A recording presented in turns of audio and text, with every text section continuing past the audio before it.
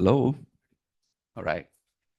So I'm going to talk a little bit about different theme, and I'm pretty fascinated about all the security materialization from the previous speakers, and these are fascinating features that I really want to try.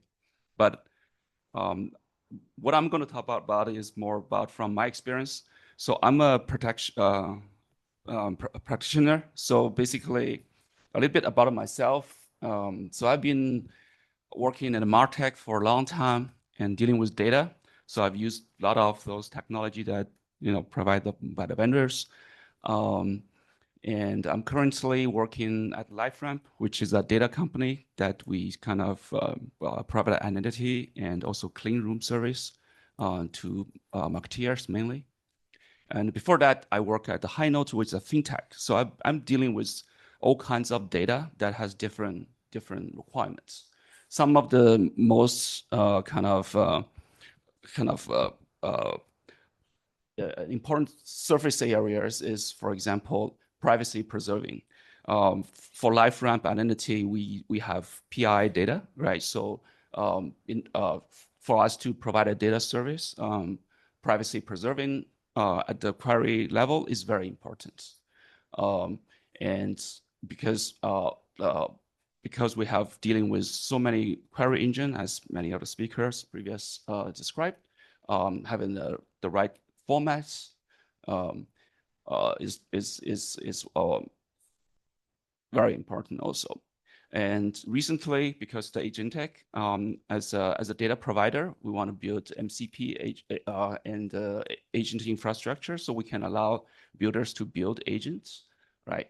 So I'm going to talk a little bit about my experience in this talk about how, as a data vendor, to build support for agentic workflow, and what are the building blocks that I have to come up with. So before I talk about that, I just want to quote some of smart people said, right? So Satya said that SaaS apps are essentially, CRUD database with business logic, right? And that business logic actually is going all the way to AI agents now.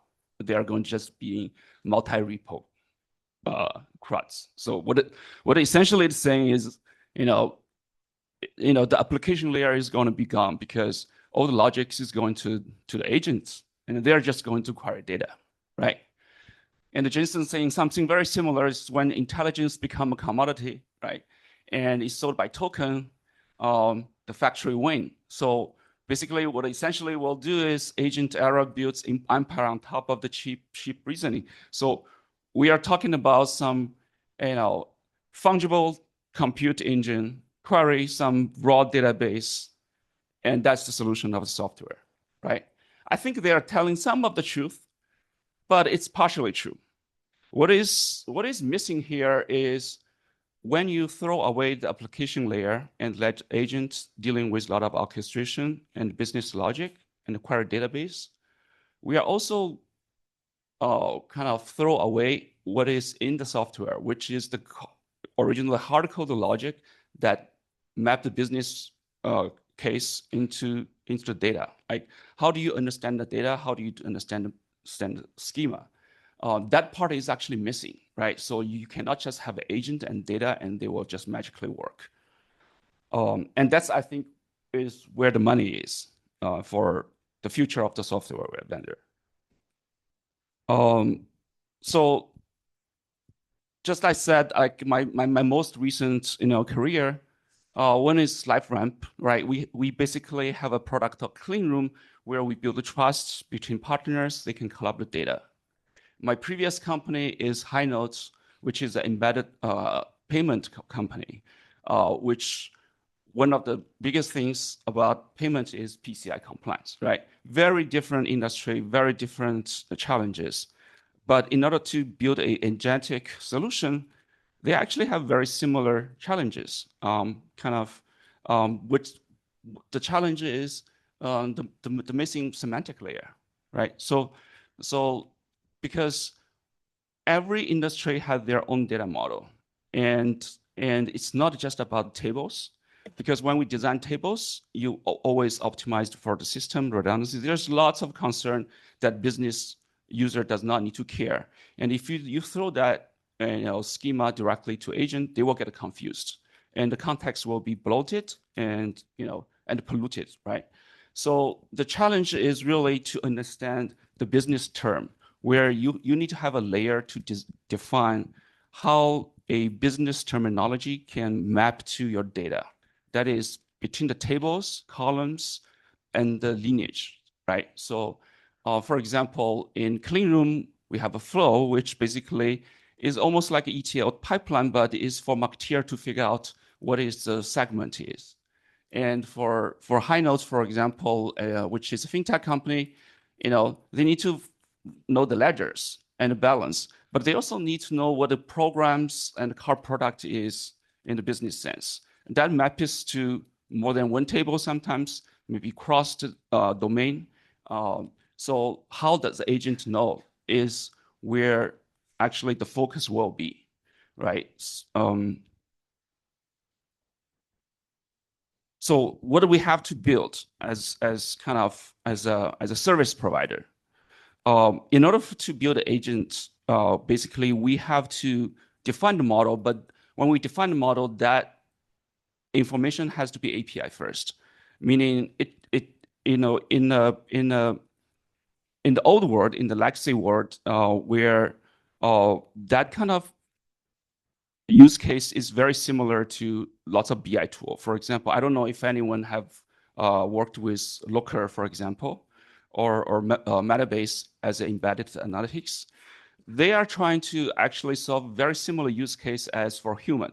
The human want to know, which is a business user, does not know how to write SQLs, just want to navigate data and get analysis from it.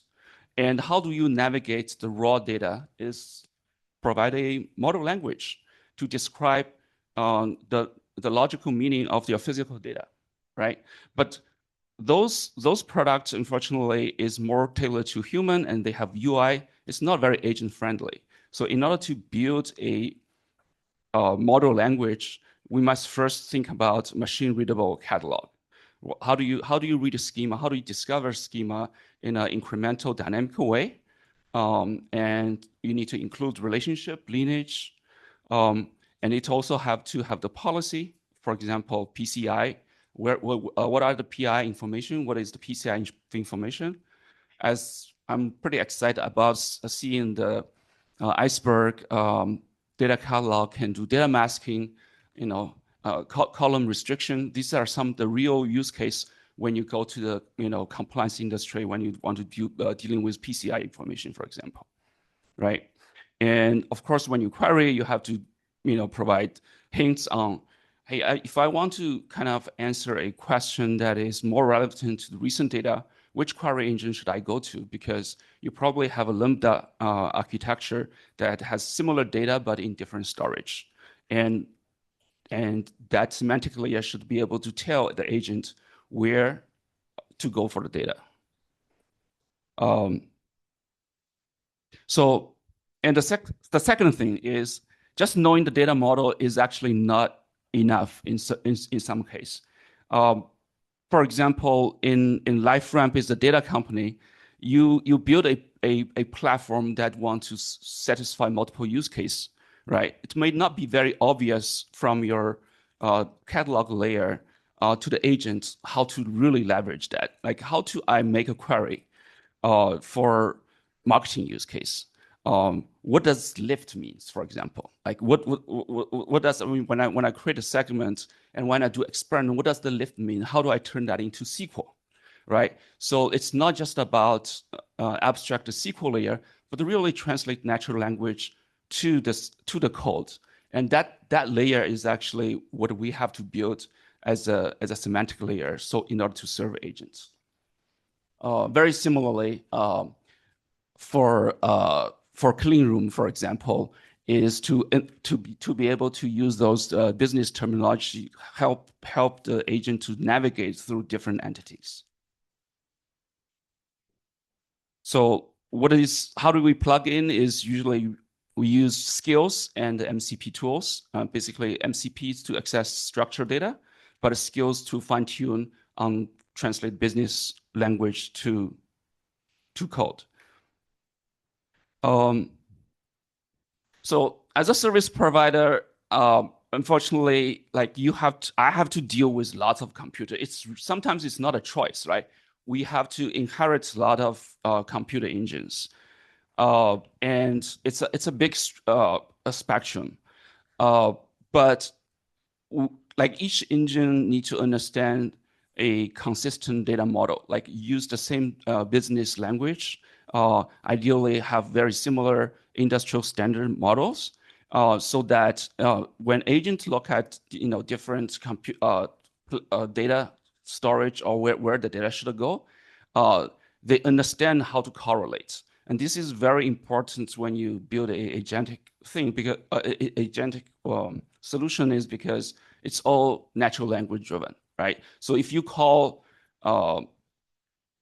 like if for example, if you call price differently, meaning different in different store, which happens a lot. For example, when you build a billing versus when you build in a cost tracking, they mean different things. You'd better also kind of in the data catalog it clearly indicate those information, so I just list off those that we have to use, and because for all those engines, they serve very different use case, and sometimes you have to dealing with acquisition, and you have to inherit those query engines. And I just put those layer on like together.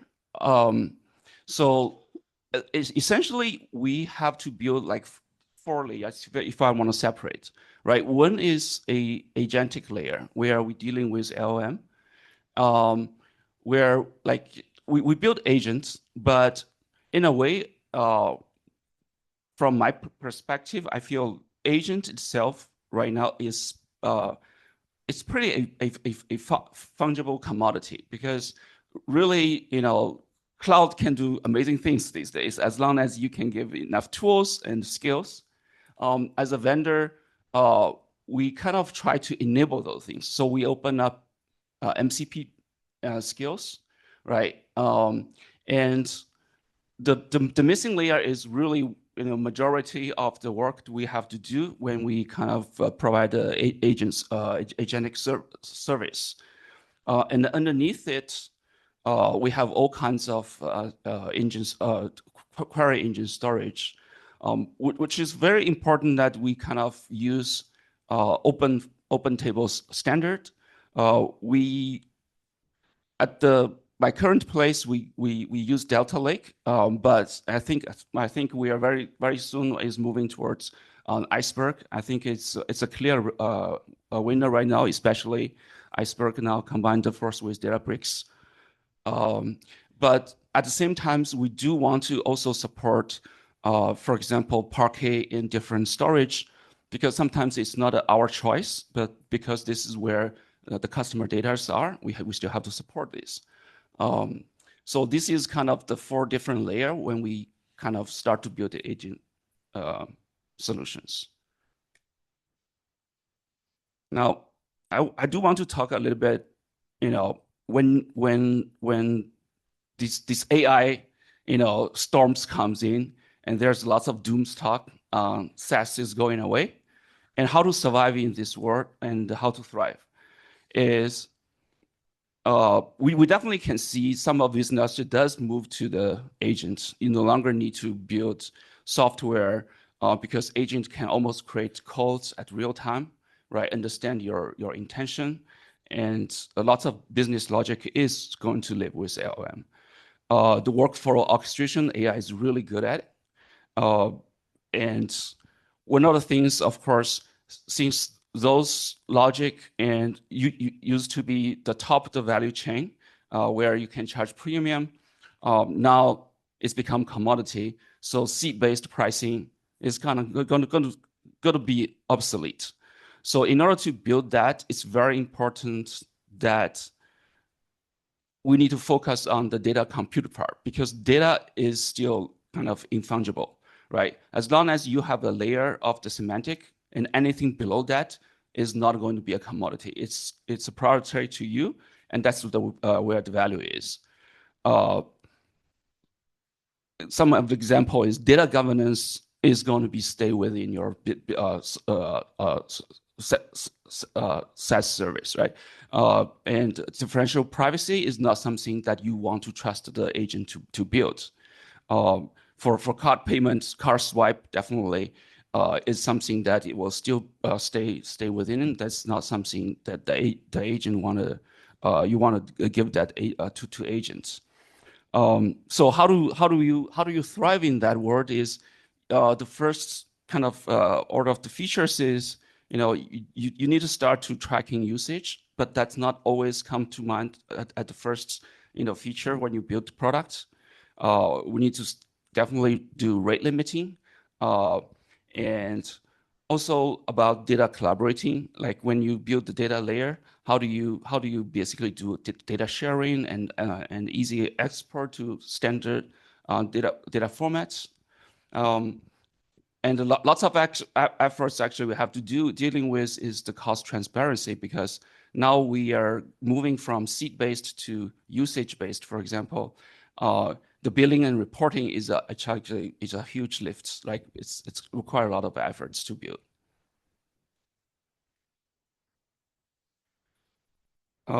Yes, just want to give some example from kind of end user perspective, right? So when we build, like, because when you build agents, like when end user is just going to ask a very business oriented questions, which segments drive the highest lift for my serial campaigns, and to turn that into leverage all the backends, data catalog, and issue the SQL, you actually need to understand what does the lift means, right? Just as I said. So basically, we build this skill that will translate some of the business terminology into formulas.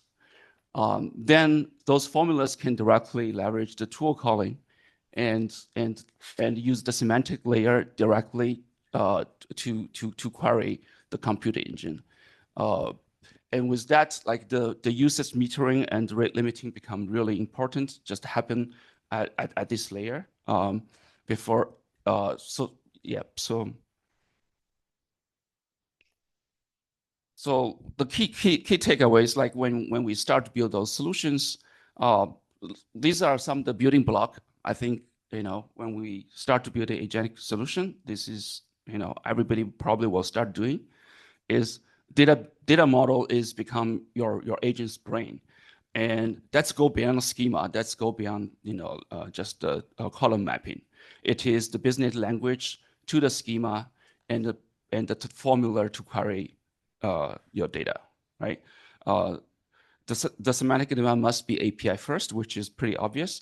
And I think MCP is a still very nice decoration, although these days you can do skills and you can scripts, but it's a very easy way to integrate to lots of agents. And it has predefined authentication protocol, for example, using OAuth. So security is easier to implement because the agents just need to implement this OAuth standard. And keep in mind that computer is a spectrum, it's not a choice, right? So you have to deal with different engines. And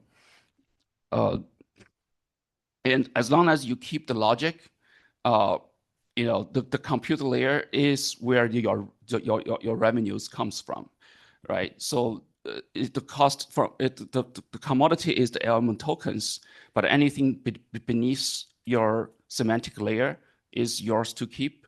And because agent can drive a lot more traffic, and that's where I think how agent data platform can thrive actually in this AI world.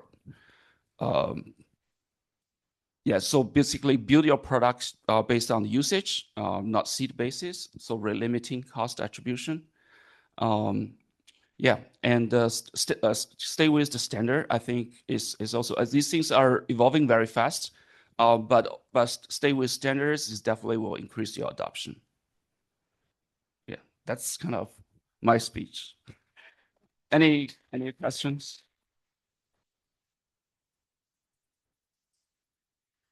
Do we have questions? Okay. No, very good talk. Thank you. I had a question that use a lot of Google, right? GKE and all that, right? There was a meetup where, within Google BigQuery, Google Spanner, you have all the agent, A2A, like Google has gone big into it, right? You know what I'm talking about, Yeah. right? And there come be something called Dataplex, right? Yeah. So what's your, Dataplex is there and Graviton is there, right? What do you think, Yeah. Yeah. So actually, in my previous company, I use is Dataplex, and we use a lot of Google because we're a Google shop.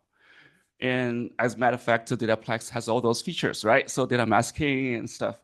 But basically one thing is, do you want to be open architecture where you can bring other engines in, right? Because with the moment you're doing Dataplex and you are doing BigQuery, you are kind of locked in with their ecosystem, right? In terms of the computer cost, lots of things are locked in. It does give you easiness, but for example, when you move to a data company like LiveRamp, we have to deal with multi-cloud. Now Dataplex definitely will lock in. So you definitely want to look at those open source cloud native things that you can move between the cloud. That's kind of my take.